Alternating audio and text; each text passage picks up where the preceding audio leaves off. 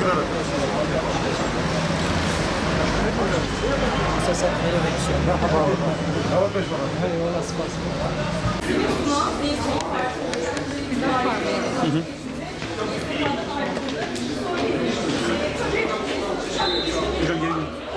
Bizler de Hüdapar olarak 81 ilde 87 seçim bölgesinde listelerimizi hazırlayarak Yüksek Seçim Kurulu'na vermiş bulunuyoruz.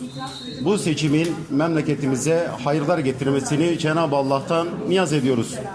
Umarız ve temenni ederiz ki Türkiye'nin ilerisi için huzura, barışa, kardeşliğe, birliğe, beraberliğe vesile olur.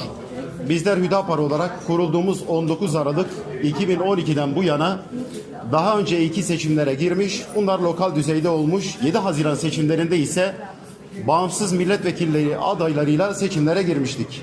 İlk defa 81 ilde ve 87 seçim bölgesinde tam listeyle seçimlere gireceğiz.